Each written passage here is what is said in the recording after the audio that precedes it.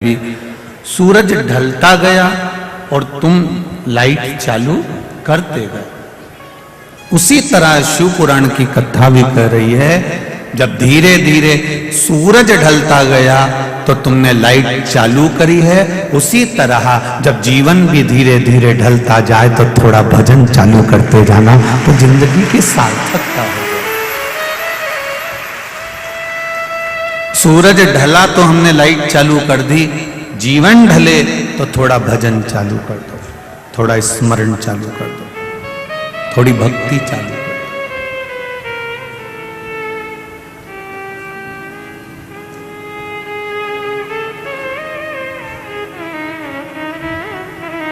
दो। और जब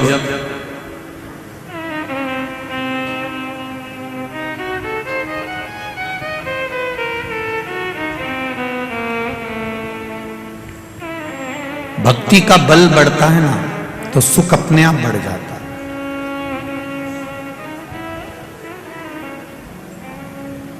कल किसी ने एक प्रश्न किया था रात्रि को, जहां हम वर्मा जी के यहाँ ठहरे हुए हैं वहां पर, कि गुरुजी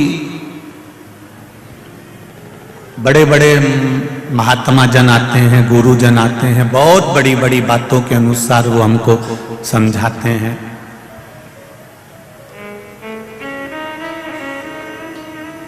बहुत ऊंची ऊंची बातों से वो समझाते हैं, बहुत बड़ी बड़ी बातों से समझाते हैं, बहुत बड़ा बड़ा ज्ञान भी वो प्रदान करते हैं।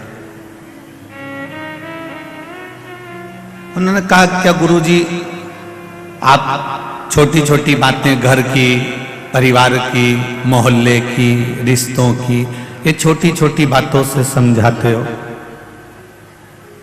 क्या आपको बड़ी बड़ी बातें नहीं आती क्या? बहुत बड़े बड़े ज्ञान के प्रवचन या वचन नहीं आते आपको? हमने उनसे एक ही बात कही कि जी दहेज में बहुत सारे बर्तन मिलते हैं, एक बड़ा भगोना भी मिलता है, बड़ी टंकी भी मिलती है, बड़ा हंडा भी मिलता है, बड़े बड़े बाल्टी, बड़े बड़े सामान भी मिलते हैं, इतनी बड़ी परात भी मिलती है, और छोटी छोटी प्लेट, छोटी छोटी चम्मच, छोटी छोटी कटोरी भी मिलती है। पर ईमानदारी से बोलो, जैसे ही बारात आती है, आने के बाद बड़े बर्तन को तो उठाकर बांध कर छोड़ा, मां धर दे, बड़े बर्तन को उठाकर तो उधर रख दिया जाता है। और जैसे ही मामा जी ने कहा नहीं नाश्ता वास्ता लाओ, इतना सारा लोग बारात से आया है वापिस, तो प्लेट तो मिली नहीं, अब बारात में आई होगी ना छोटी सी प्लेट, छोटी सी प्लेट निकाल ली, छोटी सी चम्मच निकाल ली, छोटी सी कटोरी निकाल ली। बड़ा बर्तन, बड़ी बात, बड़ा सा ज्ञान तो लोग उठा के टान पे रख देते हैं, पर छोटा बर्तन कहीं पर भी काम।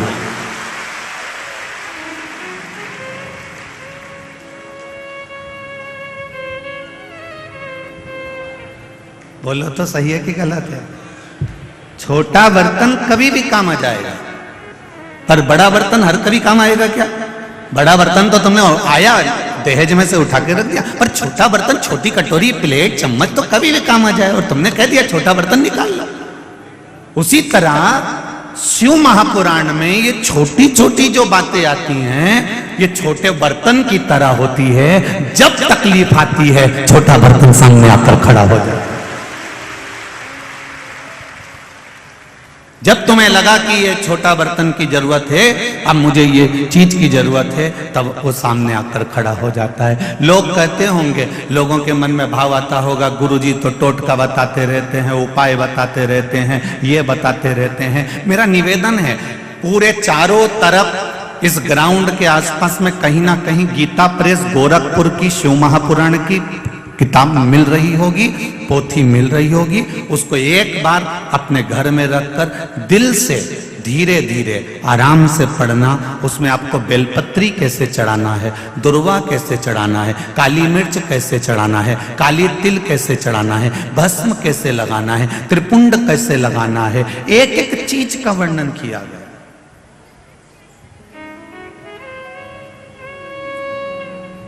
कि छोटे छोटे बर्तन हैं, जो हमारे प्रयोग में कभी भी आ सकती हैं। ये छोटी छोटी बातें हैं जो हमारे प्रयोग में कभी भी आ सकती। आप उसका भजन, आप उसका गुणगान, आप उसका स्मरण करिए। और जब जिंदगी में छोटी सी छोटी बात अगर आपके जीवन में उतरने लगे तो समझ लो कि मेरे भोलेनाथ जी ने आपका हाथ पकड़ लिया है, अब वो आपको तार देगा, ये निश्चित है।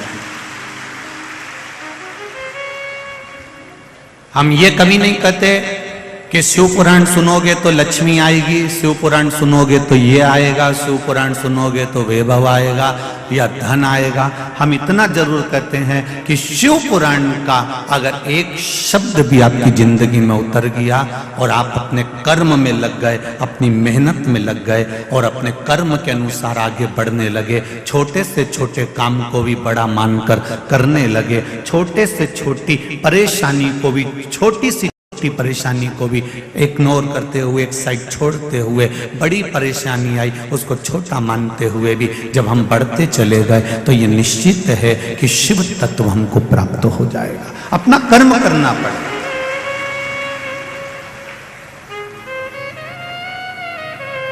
इस व्यासपीठ से कभी नहीं कहा कि आप नर्मदा जी के घाट जाकर बैठ जाओ, कि आप छिपरा जी के घाट जाकर बैठ जाओ, कि संत बन जाओ, कि साधु बन जाओ, कि गुरु जी बन जाओ, कि महात्मा जी बन जाओ, कि विद्वान बन जाओ। अपने को नहीं बनना।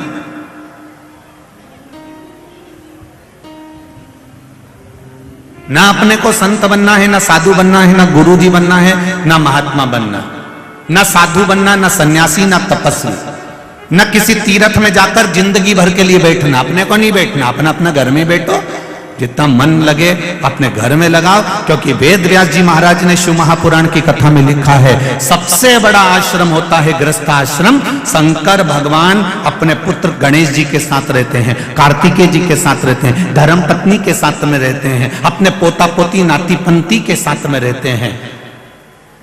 इसके बाद भी भगवान शंकर कभी अपना घर छोड़कर नहीं गए, कभी कैलाश छोड़कर नहीं गए कि कैलाश छोड़कर और किसी पर्वत पे जाकर बैठ गए। नहीं, मैं अपने घर में रहूंगा, अपने परिवार में रहूंगा, अपनी पत्नी अपने बच्चों के साथ में रहूंगा। सबके साथ में रहकर भगवान शंकर अपनी भक्ति में लगे रहते हैं, अपने भजन में लगे रहते हैं। वो कहते हैं घर छोड़कर बाहर जाकर भजन करना चाहोगे तो भी भजन नहीं हो पाएगा, और घर में रहकर अगर एक बार मुख से राम भी कह लिया तो तर जाओगे। भजन का बल बड़ा।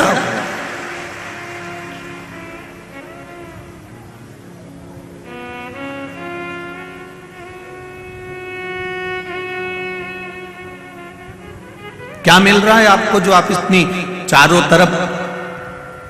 इंदौर वासियों को तो एक बार आकर जरा इस नजारे का दर्शन करना चाहिए कि शिव भक्ति किसको कहते हैं, कि रोड पर कोई बिछात नहीं है तो भी भक्त चारों तरफ बैठे होते हैं।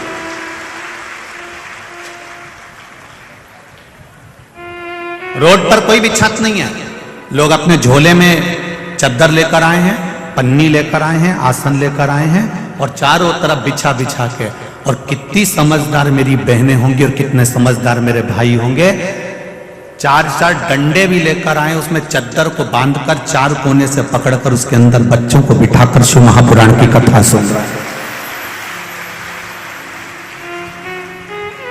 ये धन और दौलत से एकत्रित करी हुई भीड़ नहीं है, ये संपदा से एकत्रित करी गई भीड़ नहीं है। ये मेरे शंकर के ओघड़ी भक्त हैं। अड़भंगा है मेरा शिव और उसके भक्त भी अड़भंगे हैं। वो अपनी मस्ती में रहकर शिव कथा का तत्व ग्रहण करते हैं और चले। मैं धन्यवाद दूंगा पुलिस प्रशासन को, जिन्होंने बाहर भी बहुत अच्छे तरह से धीरे धीरे संभालते संभालते बहुत अच्छे तरह से संभाल रहे। समिति तो लगी है, संजय शुक्ला मित्र मंडल तो लगी है, पर साथ में प्रशासन भी अपने रूप से संभाल रहा है। उसकी एक श्रेष्ठता है, उसकी एक आनंदता। और जितनी मित्र मंडली संभाल रही है संजय शुक्ला जी की, मित्र मंडली से भी ज्यादा मैं धन्यवाद दूंगा एक नंबर के रहने वाले इन सभी भक्तों को, जिन्होंने अपने रूप से इसको संभाल रखा। इनको ये कथा संजय शुक्ला मित्र मंडली की नहीं लग रही है, इनको ये कथा लग रही है कि हमारा संजय भैया करा रहा है, तो अपने को अपना नगर का, अपना गांव का, अपने क्षेत्र का, अपने वार्ड का, अपने एरिया का कार्य है, उसको संभालना। ये सुख है, ये आनंद, और इसी को प्रेम कहते हैं, इसी को वात्सल्यता कहते हैं, इसी को करुणता कहते हैं।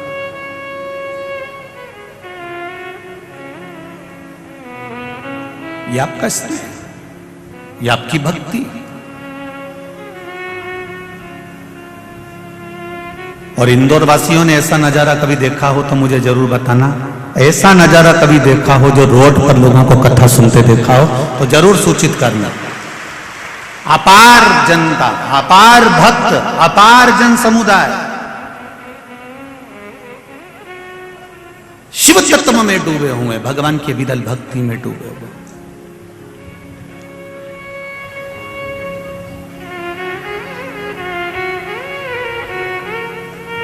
और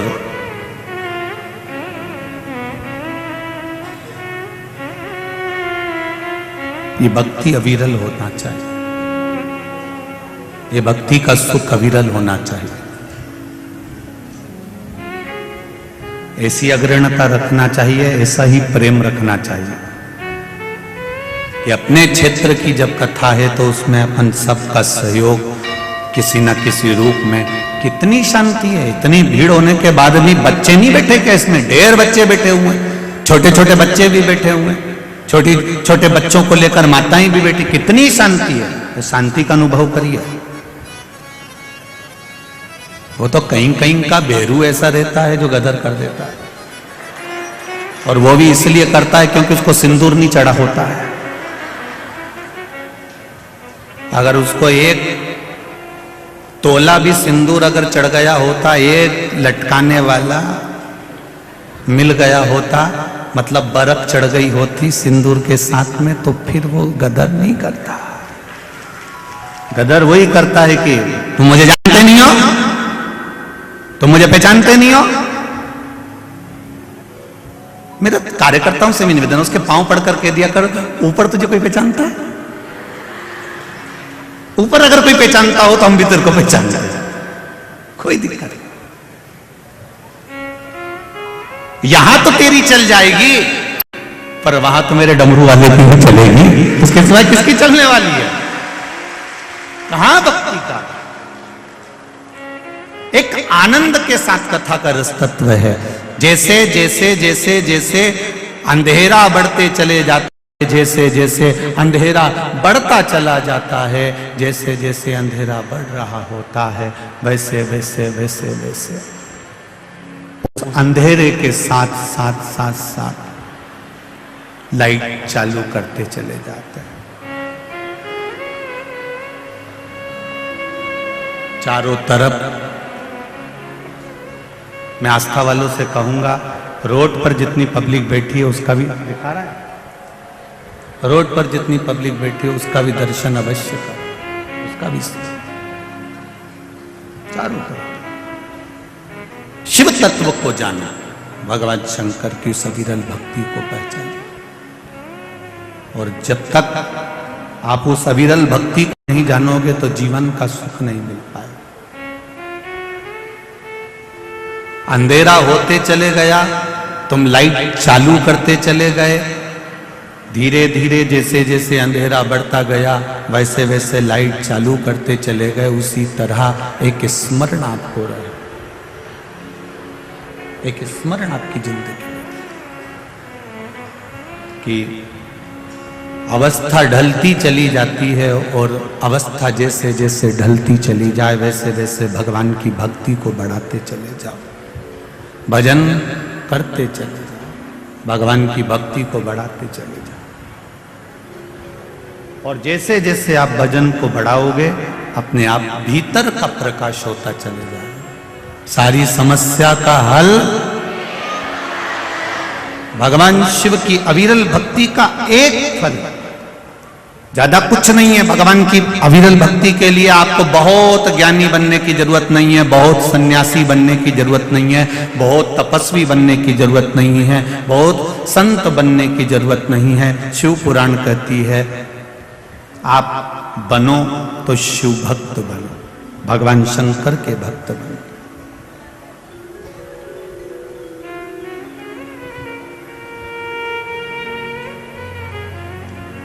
प्रत्येक शरीर में जब तक ये श्वास चलती है 21,600 श्वास मनुष्य के शरीर से प्रतिदिन निकलती है, प्रतिदिन।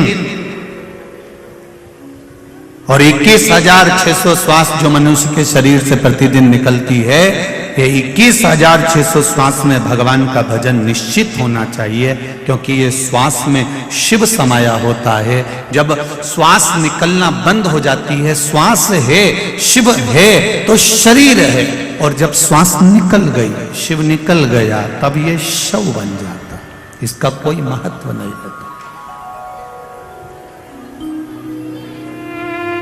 फिर इसका कोई महत्व नहीं रह पाता महाराज।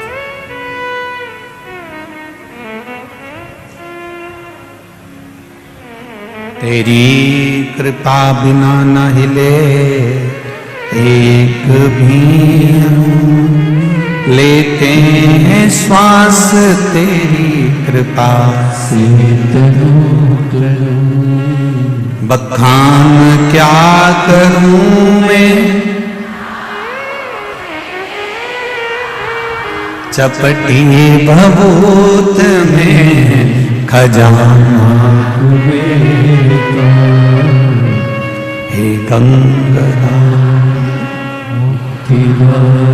ओमकार तू बोले, ओमकार तू आयो शरण तिहारी शंभु तार।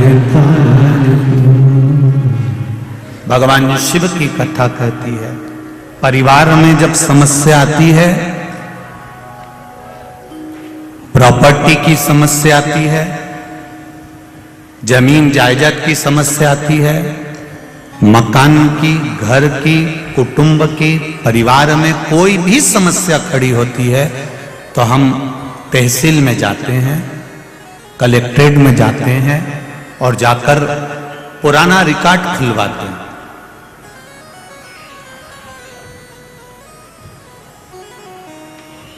हम वहां जाकर पुराना रिकॉर्ड खुलवाते हैं। पुराना रिकॉर्ड खुलवाया और पुराना रिकॉर्ड खुलवाकर दिखवाया कि इसमें हमारी जमीन कितनी है, हमारी जायदाद कितनी है, हमारा मकान कितना है, हमारे ससुर के नाम कितना है, हमारे पति के नाम कितना है, मेरे बेटे के नाम कितना है।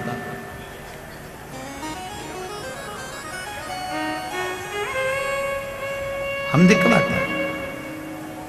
परिवार में अगर समस्या आई तो कलेक्ट्रेट में जाकर, तहसील में जाकर, पंचायत में जाकर हमारा पुराना रिकॉर्ड हम खुलवाते हैं और उस रिकॉर्ड में हम देख लेते हैं कि ये हमारा है और बाकी का ये दूसरे का है।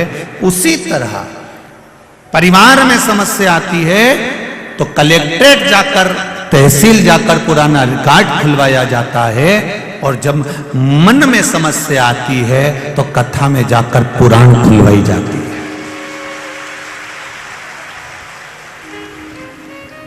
वो घर की समस्या को मिटा सकता है पुराना रिकॉर्ड, परिवार की समस्या को मिटा सकता है पुराना रिकॉर्ड, पर यह पुराण, चाहे वो श्रीमद् भागवत पुराण हो, चाहे वो विष्णु पुराण हो, चाहे नर्मदा पुराण हो, चाहे पुराण हो, चाहे नारद पुराण हो, चाहे ब्रह्मवेत्ता पुराण हो, चाहे अग्नि पुराण हो, चाहे ताप्ती पुराण हो, जितनी भी पुराण आप पढ़ेंगे, उन सारी पुराणों क्यों खोली जाती है? हमारा देखने के लिए कि हमारा पूर्व का जीवन क्या था और उस जीवन में हम कैसे जीते आए।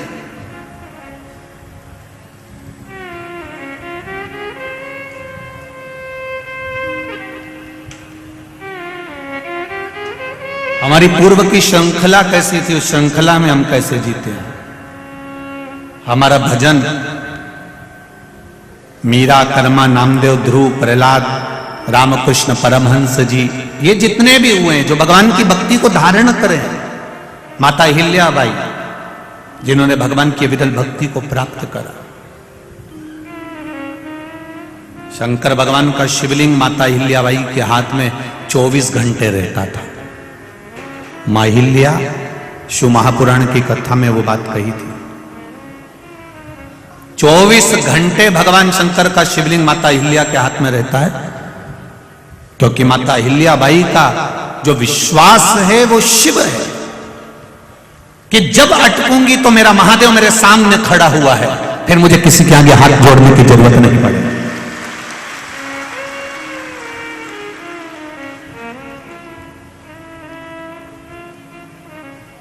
बाकी के जितनों की भी आप मूर्ति देख लो, पूरे संसार में जितनी भी मूर्तियां आपको जहां लगी मिले, उन मूर्तियों का दर्शन करना। सारी मूर्तियां कोई हाथ जोड़ती नजर आएगी, कोई आशीर्वाद देती नजर आएगी, कोई इशारा करते हुए नजर आएगा, कोई बाय करते हुए नजर आएगा, कोई टाटा करते हुए नजर आएगा। केवल भारत की भूमि पर एक मूर्ति ऐसी है माता अहिल्याबाई की, जिस मूर्ति में अहिल्याबाई जब भी नजर आएगी तो उसके हाथ में भगवान शंकर का शिवलिंग नजर आएगा।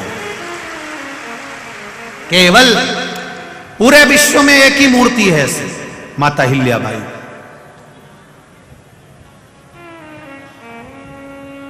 और वो मूर्ति हमको प्रेरणा देती है माता अहिल्याबाई की।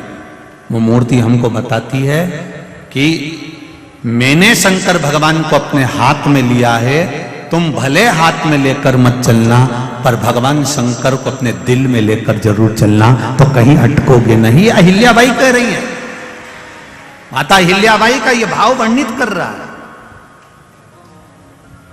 शिव को साथ लेकर चलो, शंकर भगवान को साथ लेकर चलो।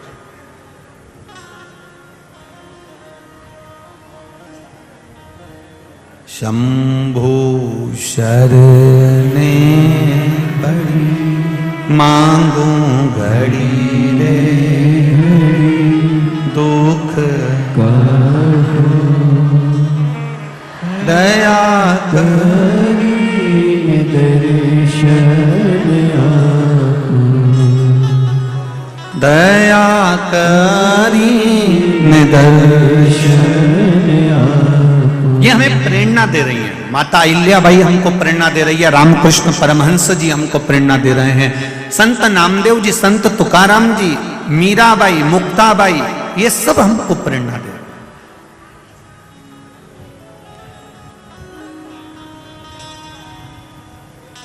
कोई जरूरी नहीं है कि प्रत्येक घर में संत पैदा हो जाएगा।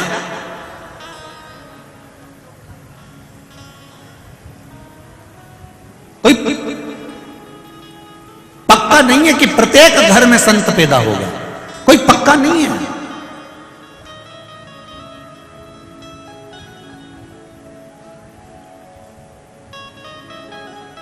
खूब सारा मक्का लगाई, खूब सारा भुट्टा लगाया, मक्का लगाई, एक जैसा बीज, एक जैसा पानी, एक जैसी फसल, पर कहीं कहीं का भुट्टा मक्का ऐसी रे एकदम मीठी, और बाकी का कहीं कहीं का देख लो तो ऐसा निकले, कहीं में तो दाना ही नहीं निकले, नहीं छीलो तो कहीं दो चार इधर चिपका, ने दो चार इधर चिपका, नजर ही नहीं, एकदम फीका, स्वाद ही नहीं है। और किसी किसी में इतना स्वाद, तो जरूरी थोड़ी ना कि सभी के घर में संत हो जाएंगे, सभी के घर में भगवंत हो जाएंगे। कोई जरूरी थोड़ी ना कि सबके घर में आम का पेड़ है और सबके घर में आम लग जाएंगे। फिर भी सबके घर में आम का पेड़ नहीं है, पर जितने भी यहां बैठे हैं और जितने टीवी के सामने बैठे हैं और मोबाइल पर सुन रहे हो, ईमानदारी से बोलना, तुम्हारे घर में भले आम का पेड़ नहीं होगा, तुम्हारे यहां भले आम नहीं लगेगा, पर क्या तुम आम नहीं खाते हो?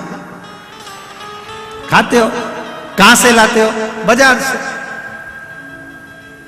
सब्जी वाले के यहाँ जाओगे, मार्केट वाले के यहाँ जाओगे, फल वाले के यहाँ जाओगे और वहां से आम लेकर आओगे। आम सभी को खाना, आम सबको अच्छा लगता है, पर आम का पेड़ तुम्हारे घर में नहीं है, तुम्हारे खेत में नहीं है, तुम्हारे इतना आम लगता भी नहीं है कि तुम सब आम खा जाओ। महाराज, आम भले तुम्हारे यहाँ नहीं लगे, आम भले तुम्हारे यहाँ पैदा नहीं हो, आम भले तुम्हारे यहाँ नहीं मिले, तो तुम बाजार से लाती हो और बाजार से लाकर उस आम को खाकर अपने उदर को तृप्त करती हो। उसी तरह हमारे घर में भले संत पैदा नहीं हो, पर हम किसी कथा में से जाकर थोड़ी सी ज्ञान की बात लाकर इस आत्मा को तो तृप्त कर सकते हैं। कथा में से हम थोड़ा सा तो ला सकते हैं ना। ठेले वाले से भी तो आम खरीदते हैं, फल वाले के पास में जाकर हम सब्जी भाजी तो खरीदते हैं। तो ये वो फल है जिसको हमने शिव महापुराण के भीतर बैठकर, भगवान शंकर की कथा में बैठकर, भगवान शंकर की अविरल भक्ति में बैठकर हमने कुछ प्राप्त करा। और संपूर्ण विश्व वालों ने, केवल देश में नहीं विदेश में भी लोग भगवान शंकर को जल चढ़ा रहे हैं। ये वो फल, भले उन्होंने उनके घर में आम नहीं लगा, भले उनके घर में कोई संत पैदा नहीं हुआ, पर उन्होंने वो आम खरीद कर लेकर गए, अर्थात उसका स्वाद उनको लग गया। उसी तरह आपको जो शिव पुराण का स्वाद लगा है, वो स्वाद कोई साधारण नहीं है। एक लोटे जल से क्या फल मिल सकता है, वो स्वाद जिंदगी में लगा,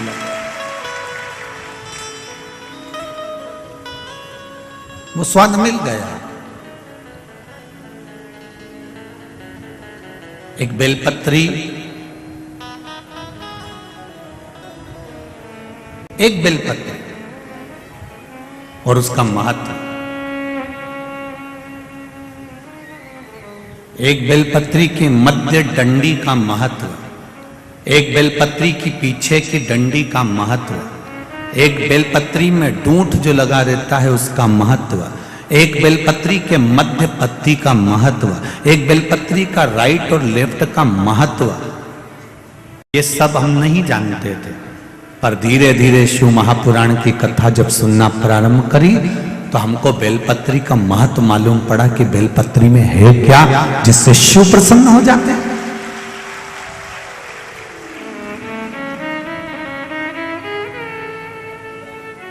एक बेलपत्री में ऐसा क्या था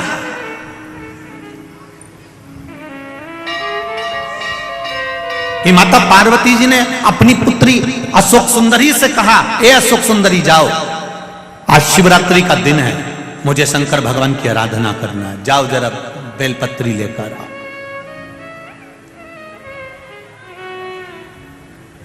अशोक सुंदरी संपूर्ण जगह पर भ्रमण कर कर आ गई, संपूर्ण जगह बेलपत्री नहीं मिली।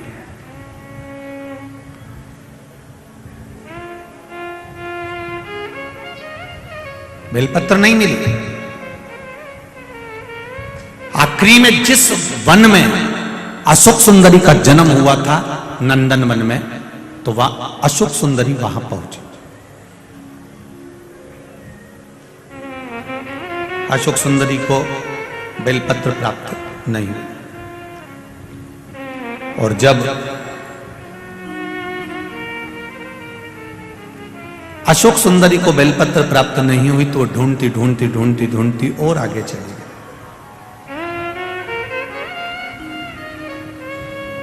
नहीं।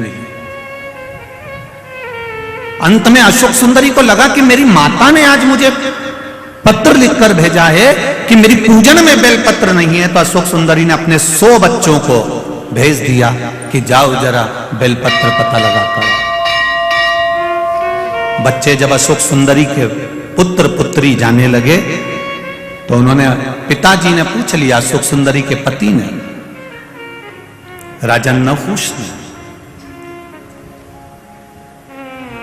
भगवान शंकर के दामाद हैं राजा नहुष, अशोक सुंदरी के पति हैं राजा नहुष। राजा नहुष ने पूछ लिया अपने बच्चों से, बेटियां कहां जा रही हो तुम, मेरे पुत्र कहां जा रहे हैं? आज मेरी 100 बेटियां 100 बच्चे क्या ढूंढने जा रहे हैं, तुम क्या ढूंढ रहे हो? सब जगह पर ढूंढने में लगे। इतने में बच्चों ने कहा राजा नहुष से, पिताजी हम नाना जी की पूजन के लिए जो बेलपत्र चाहिए, तो नानी जी ने बेलपत्र बुलवाई, उस बेलपत्र को ढूंढने के लिए जा रहे हैं।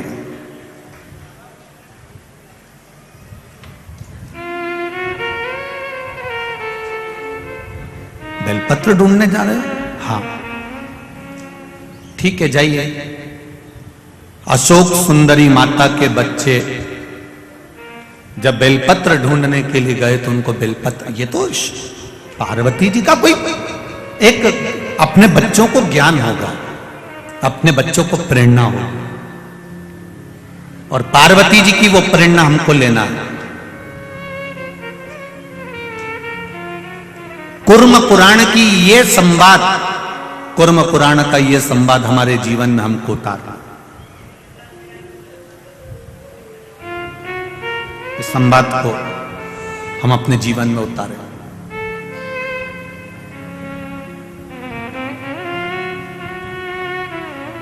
पद्म पुराण में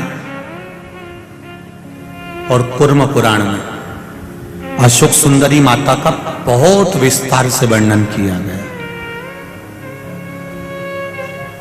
कभी मौका लगे तो पद्म पुराण में अशोक सुंदरी का संवाद पूरा पढ़िएगा, और कुर्म पुराण को निकालिएगा तो उसमें भी इसको पढ़िएगा।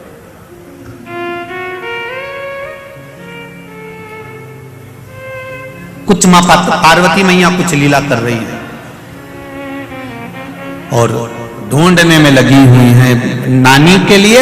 हम शिवजी के पूजन के लिए, अपने नाना के पूजन के लिए हम बेलपत्र लेने के लिए जा रहे हैं। बेलपत्र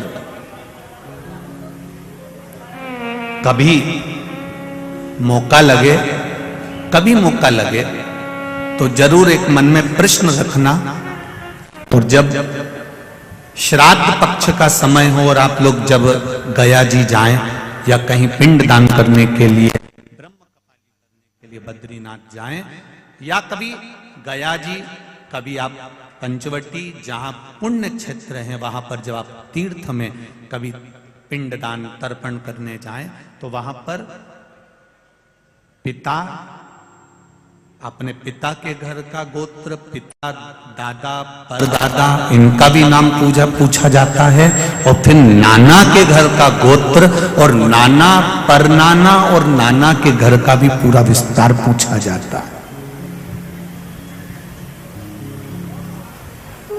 कभी आपने ब्राह्मण देवता से प्रश्न करना था आपको कि गुरुदेव, हम हमारे परिवार के व्यक्ति का पिंड करने आए हैं, तर्पण करने आए, और हमारे नाना जी के यहां का नाम काय को चाहिए तुमको?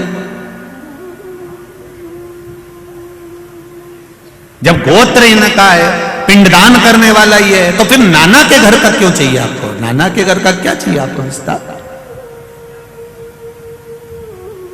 वो कुर्म पुराण और पद्म पुराण बताएगी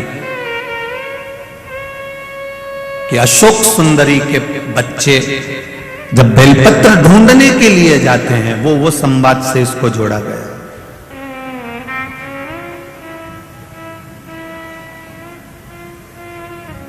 राजा नहुष ने अपनी धर्म पत्नी अशोक सुंदरी से प्रश्न किया, क्यों? गणेश जी के पुत्र शुभ लाभ, लाभक्षेम जो भी, और उनके पुत्र अमोद प्रमोद, फिर उनके पुत्र, जब कार्तिकेय जी की 2 धर्म पत्नियां, फिर उनके वंशावली, जब इतना सब कुछ वहां पर है तो फिर माता पार्वती जी ने अपने बच्चों को या अशोक सुंदरी तुझको क्यों भेजा है कि ये बेलपत्री लेकर आना है, ये बेलपत्री ढूंढ कर लाना, तो तुझे क्यों बोला गया?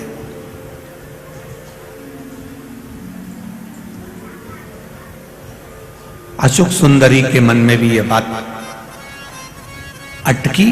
तब अशोक सुंदरी उसी समय पर कमल के पुष्प के ऊपर बैठकर ब्रह्मदेव के पास चली गई, और ब्रह्मदेव के पास जाकर अशोक सुंदरी ने अपना प्रश्न सम्मुख में रखा कि आखिर माता पार्वती जी ने बेलपत्र मुझसे क्यों बुलवाई है? कारण क्या है बेलपत्र का? मेरे बच्चे ढूंढ रहे हैं, मेरे बच्चे लेकर आ रहे हैं, उस बेलपत्र की महत्वता क्या है? ब्रह्मा जी कहते हैं, ब्रह्मदेव ने कहा, चाहे तुम्हारा भाई बेलपत्र लेकर आए, चाहे तुम्हारे घर के बच्चे या तुम्हारे भाई के बच्चे बेलपत्र लेकर आए, वो बेलपत्र जब देवाधिदेव महादेव को चढ़ती है, एक बेलपत्र जब देवाधिदेव महादेव को चढ़ती है, कोई नारी बेलपत्र अगर समर्पित करती है तो जैसे बेलपत्र में 3 पत्ते होते हैं, नारी अपने ससुराल पक्ष का भी कल्याण कर देती है, नारी अपने मायके पक्ष का भी कल्याण कर देती है। और नारी अगर उस क्षेत्र में जहां वो निवास कर रही है, जिस क्षेत्र में वो निवास कर रही है, उस क्षेत्र में अगर कोई ब्राह्मण रहता हो, कोई साधु सन्यासी रहता हो, किसी ब्राह्मण के घर का भी अगर कोई तर्पण आदि रह गया हो, तो उस क्षेत्र के ब्राह्मण आदि संत साधु सन्यासी या कोई साधारण सा व्यक्ति जो बहुत दूर जाकर पिंड या तर्पण नहीं कर सकता, मात्र एक बेलपत्री जब नारी भगवान शिव को समर्पित करती है,